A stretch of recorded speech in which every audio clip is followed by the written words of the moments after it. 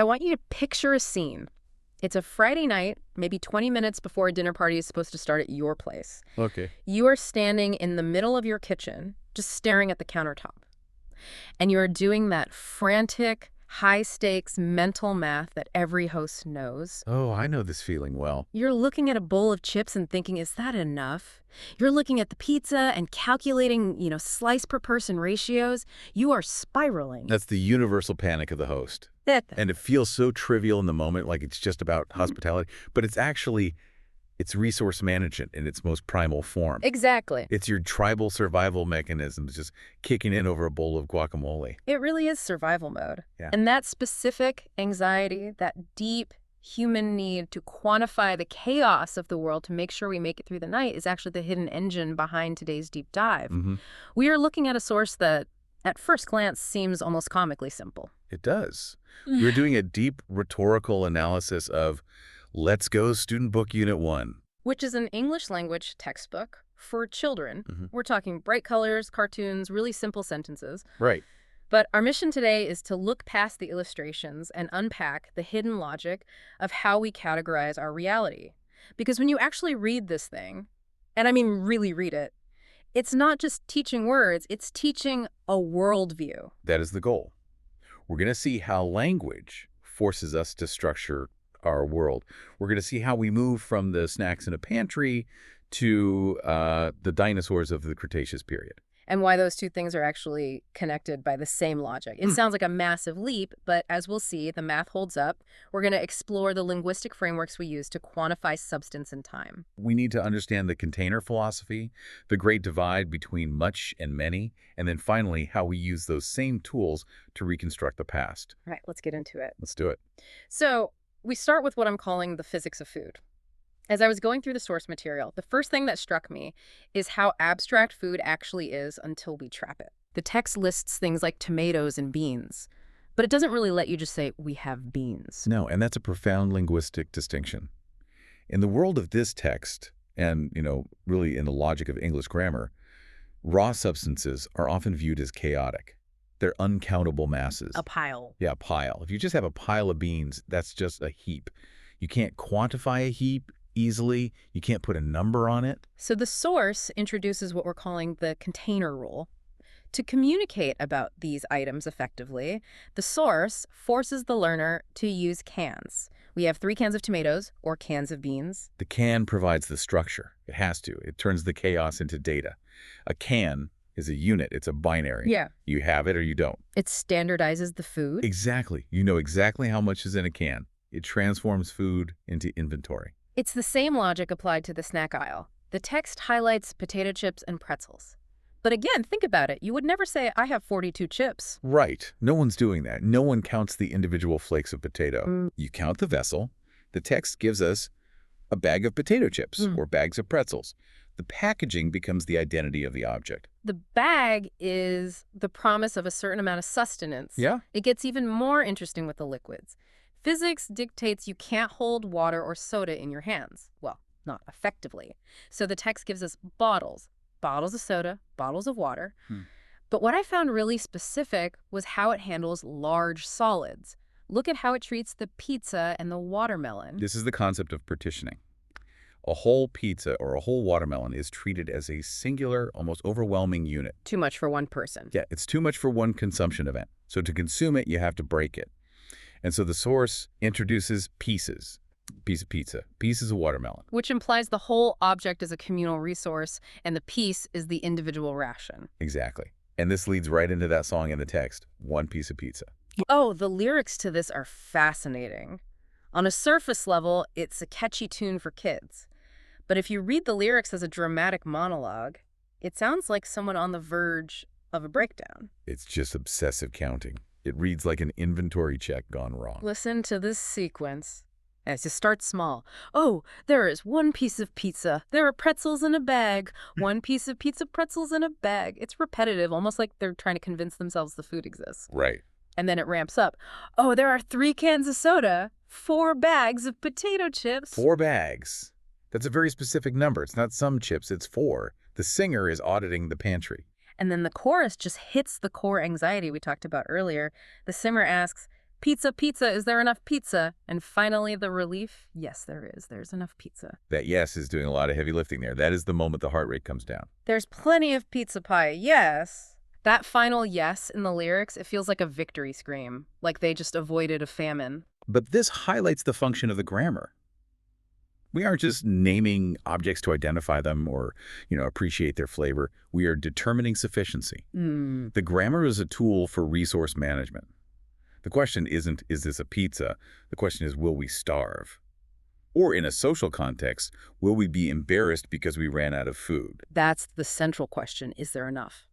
But the text doesn't stop at containers. It moves into the actual grammar of quantity. This is what I'm calling the Great Divide, Yeah. the battle between much and many. This is a classic hurdle for anyone learning English. But the source material lays out the logic beautifully. It contrasts peaches with yogurt. Right. The text asks, how many peaches are there versus how much yogurt is there? And it comes down to tactile separation. A peach is a discrete object.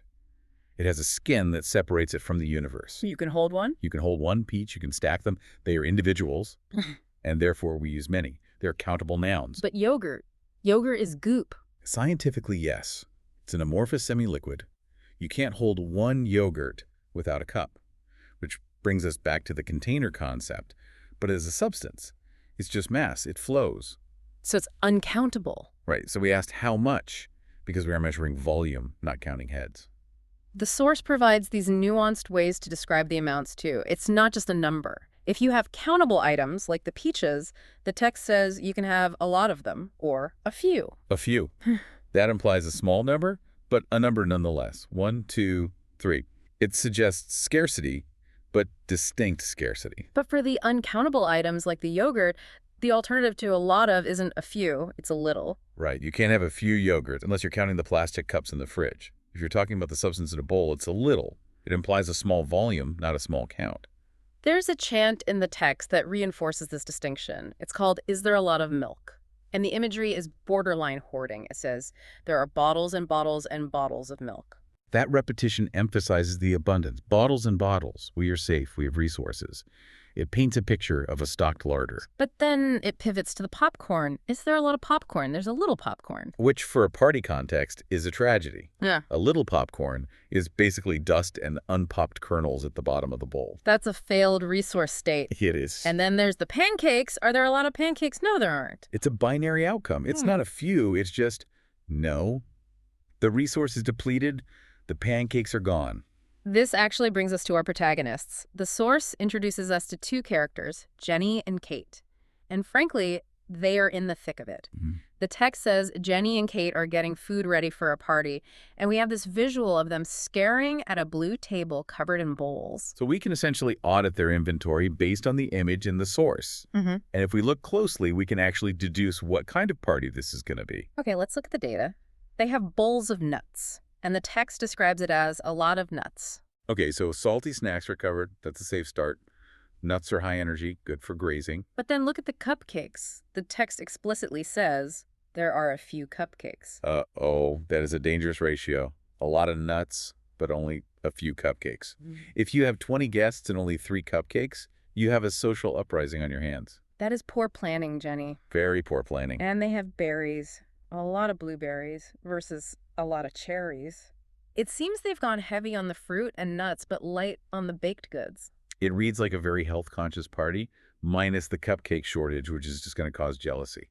But wait, the source material flips the script. On the next page, there's a second table, a red table. And this is the main course. We see hot dogs, sandwiches, and cookies. Okay, so they were holding back the good stuff. The blue table was just the appetizer station. Phew. And the text poses this Q&A format to test the how many rule. How many sandwiches are there? And the answer provided is a lot of sandwiches. Yeah. So Jenny and Kate are actually logistical geniuses. They are prepared. They front-loaded the healthy stuff, but they had the sandwiches in reserve. I take it all back. But notice the question about the cookies. Are there a lot of cookies? And the options are, yes, there are, or no, there aren't. It demands a definitive judgment. It's the final verdict on party readiness. Yes, there are means success. No, there aren't means failure. It's interesting how high the stakes feel in these simple grammar exercises. Yeah. It teaches the learner that quantity isn't just a number, it's a status. You either have enough or you don't. So we've mastered the party, we've counted the cans, we've measured the yogurt, we've judged Jenny and Kate's sandwich supply, and then the source material does something that feels completely unhinged. Mm-hmm. We turn the page, and suddenly we are not in a kitchen anymore. We are looking at dinosaurs. It is a massive thematic pivot. 1 minute you're counting sandwiches, the next you're staring at a T-Rex. It's jarring. But is it just a random topic change to keep kids interested, or is there a connection? Because you mentioned earlier that there's a hidden logic connecting all of this. Linguistically, it's a fascinating bridge.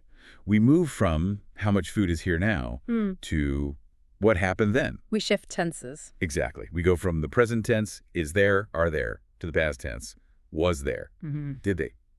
But the subject matter remains remarkably consistent. Oh, wow. It introduces the concept of historical inquiry using the same variables. The text introduces two specific dinosaurs to drive this home, the Apatosaurus and the Tyrannosaurus. The classic contrast, herbivore versus carnivore. Yeah. And notice how they are defined in the text. The Apatosaurus is labeled plant eater. The Tyrannosaurus is a meat eater.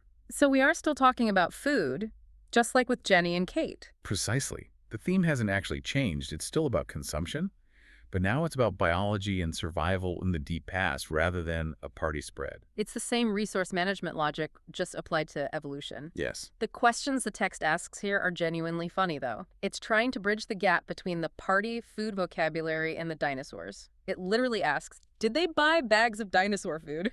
I love that. It's applying that container logic we just learned to the Cretaceous period. It's testing to see if you understand the context. Did they buy bags of dinosaur food? Did they eat pieces of bread? And the answer obviously is no. It highlights the absurdity, but it also reinforces the definition of nature. A T-Rex does not go shopping. It doesn't use bags. A bag is a sign of civilization. Right. A bag means agriculture and manufacturing. A T-Rex just hunts. It's a great image, though, a T-Rex pushing a shopping cart looking for the meat aisle. But the text gets serious about how we know this info. It says scientists studied dinosaur teeth. Right. Teeth reveal the diet. Sharp teeth for tearing meat. Flat teeth for grinding plants. It's observation. And they studied bones. And this is where the measurement aspect comes back. The text contrasts big, long bones with little, short bones. So we're back to quantifying. Instead of counting cans of beans, we're measuring bone length. We're using the much, many, and big, small logic to decode a creature that doesn't exist anymore. Exactly. We are observing the physical evidence to deduce reality. And this leads us to the final section of the text, which is all about capability. The mechanics of the body. The source shifts from can, as in present ability, to could, passability. And it connects their physical form to what they could actually do. The text explains that tall dinosaurs had long bones. And because of that, they could reach the leaves on trees. Reach. That is the key vocabulary word here. It is. The long neck and long bones function as a tool to access resources. Just like the can opener accesses the beans, the long neck accesses the leaves. It's all about getting to the energy source. Meanwhile, the short dinosaurs couldn't reach. But the text offers a consolation prize. They could climb trees, so they had a different mechanic for survival. If you can't reach it, you have to climb to it. Then there's the jumping question. Could tall dinosaurs jump? No, they couldn't. Which just makes sense from a physics standpoint. If you're an apatosaurus weighing nearly 20 tons, gravity is your enemy. Right. Jumping is physically impossible. Your bones would shatter. The text actually uses this section to slide in a really interesting phonics lesson. It points out the difference between the sound, like in jump or lamp, and the sound, like in climb. It's a subtle connection. Yeah. But look at the actions. Jump has that hard P at the end. It's explosive. It pops. Just like the action of jumping off the ground. It's a burst of energy. Then climb. Climb ends with that silent B. It's a softer, continuous hum. It's smoother, slower. Just like the act of climbing a tree. You don't explode up a tree, you shimmy. That is a deep read on phonics, but I see it. The sound mirrors the physics. So we've gone from counting bottles of soda to analyzing the climbing mechanics of short dinosaurs. But if you step back and look at the mission of this deep dive, it's all the same skill set. Whether you are Jenny and Kate looking at a table of snacks or a paleontologist looking at a fossil record, you are doing the exact same thing. You're observing. You are observing, you are measuring, and you are deducing. You are asking, how much is there? What kind is it? And based on that, what is possible? Is there enough pizza for the party? Is the same logical structure as, Did this dinosaur have long enough bones to reach the leaves? That is a wild connection. We are all just constantly doing the math of survival, whether it's calorie intake for a T-Rex or Right. satisfying guests at a potluck. Precisely. We are constantly auditing our environment to see if we can survive in it. We're Yeah. looking for the cans, we are looking for the leaves, and we are checking to see if we have the tools to open them or reach them. So, what's the big takeaway for us here? Why does a breakdown of a kid's book matter to an adult listener who already knows how to order a pizza? Well, I think it reminds us not to take these little linguistic labels for granted. When you say a bottle of water, you're doing something really powerful. You're organizing chaos. You're imposing order on the world. Mhm. And when you ask, did they eat meat? No, you're reconstructing history. Language is the tool we use to tame a messy world. I love that. It reminds us to be observant. Look at the evidence. Count the cans, measure the bones. The clues are always there if you know how to ask the questions. Always. The world is just data, waiting to be sorted into the right containers. Now, before we wrap up, you usually leave us with something to think about. A little parting gift for the brain to chew on. Well, thinking about this jump from counting food containers to studying fossils, it raises a provocative question about our own legacy. How so? The text says we study dinosaur teeth and bones to understand their diet, right? Yeah. We know they ate plants or meat because of the organic remains.